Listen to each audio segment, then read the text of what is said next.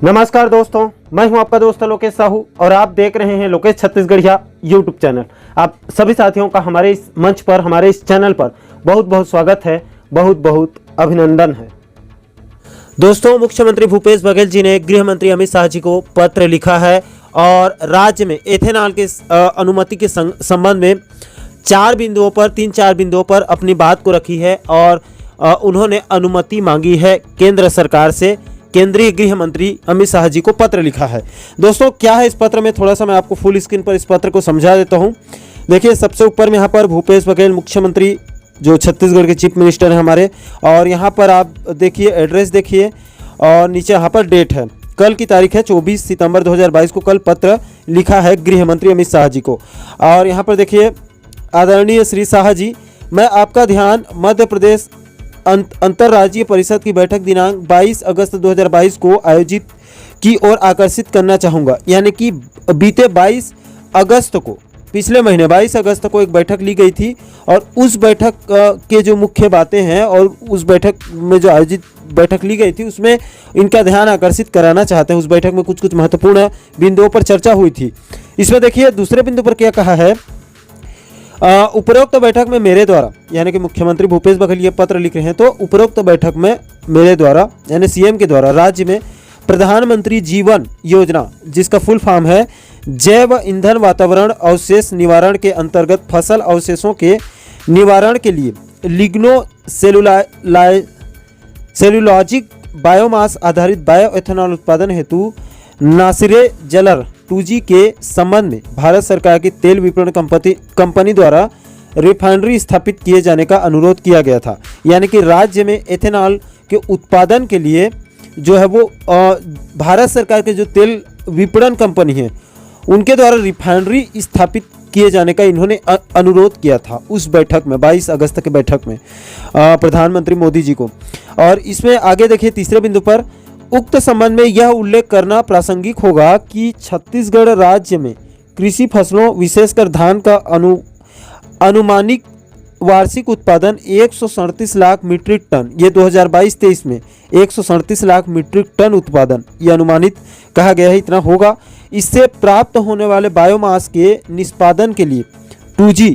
वही है 2G का जो फुल फॉर्म आपको बताया मैं, लिग्नो सेलुलॉजिक बायोमास आधारित रिफाइनरी के लिए राज्य में समस्त अनुकूल परिस्थितियां उपलब्ध है। यानी कि दूसरे बिंदु पर कहा है इन्होंने सीएम बघेल ने कि 2022-23 में प्रदेश में 137 लाख मीट्रिक टन, जो कि बहुत ज़्यादा है, धान का उत्पादन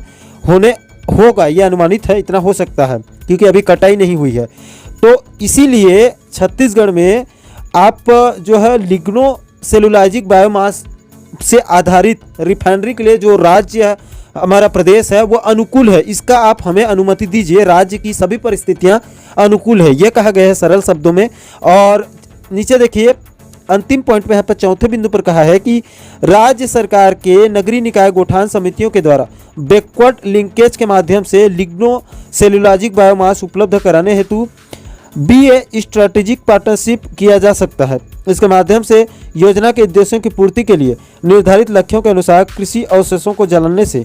उत्पन्न पर्यावरण प्रदूषण एवं नगरीय क्षेत्रों के ठोस अपशिष्ट प्रबंधन में कमी की जा सकती है। यानी कि जो है वो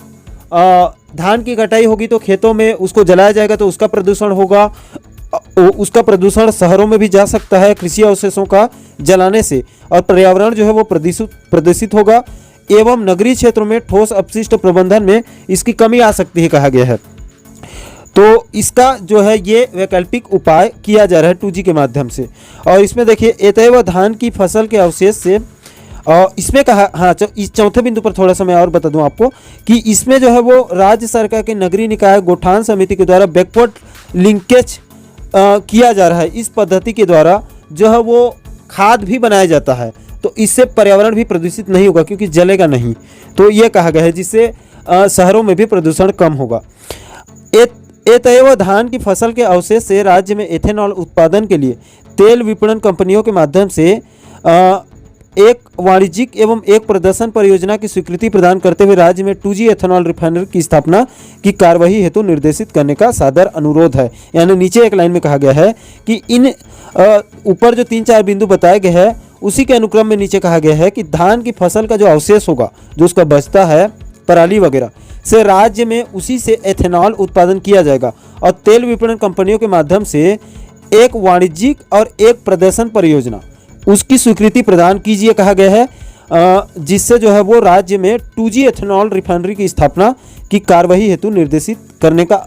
सादर अनुरोध है। इन्होंने अनुरोध किया है छत्तीसगढ़ के मुख्यमंत्री भूपेश बघेल जी ने कि आप हमारे राज्य में जो है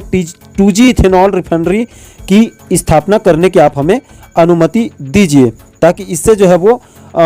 लिग्नोसेल्यूलाइड बायोमास आधारित रिफाइनरी ये जो किया जा सके राज्य में। यानी कि सीधा सीधा दोस्तों एथेनॉल उत्पादन की इन्होंने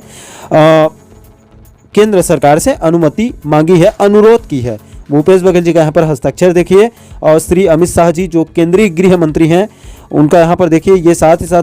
मध्य क्षेत्र राज्य परिषद के ये अध्यक्ष भी हैं, साथ ही साथ गृह मंत्री भी हैं। तो यह है दोस्तों 3-4 महत्वपूर्ण बिंदुओं पर सीएम भूपेश बघेल जी ने केंद्रीय गृह मंत्री अमित शाह को पत्र लिखा है और राज्य में इथेनॉल की उत्पादन के लिए राज्य जो अनुकूल है कहा गया है उसका इन्होंने अनुमति मांगी है, अनुरोध किया गया है केंद्र सरकार से।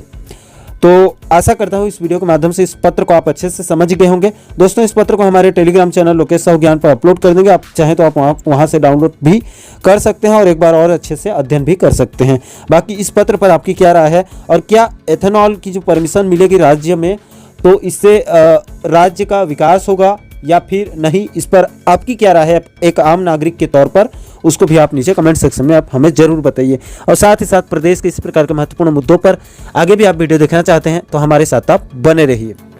तो दोस्तों आशा करता हूं कि आप इस वीडियो के माध्यम से पूरे मामले को अच्छे से समझ ही गए होंगे। दोस्तों इस पूरे मुद्दे पर आपकी क्या राय है, नीचे आप कमेंट सेक्शन में अपनी प्रतिक्रिया जरूर दीजिए। और आप आगे भी इसी प्रकार के महत्वपूर्ण मुद्दों पर वीडियो देखना चाहते हैं, बारीकी से समझना चाहते हैं तो हमारे इस चैनल को सब्सक्राइब जरूर करिए, ताकि हमारे सभी नए वीडियो का नोटिफिकेशन आप लोगों तक तुरंत पहुंच सके। दोस्तों इस वीडियो में फिलहाल अभी के लिए इतना ही, मुझे दीजिए इजाजत। मैं मिलता हूं आपसे एक और महत्वपूर्ण मुद्दे के साथ, महत्वपूर्ण टॉपिक के साथ। तब तक के लिए जय हिंद, जय छत्तीसगढ़।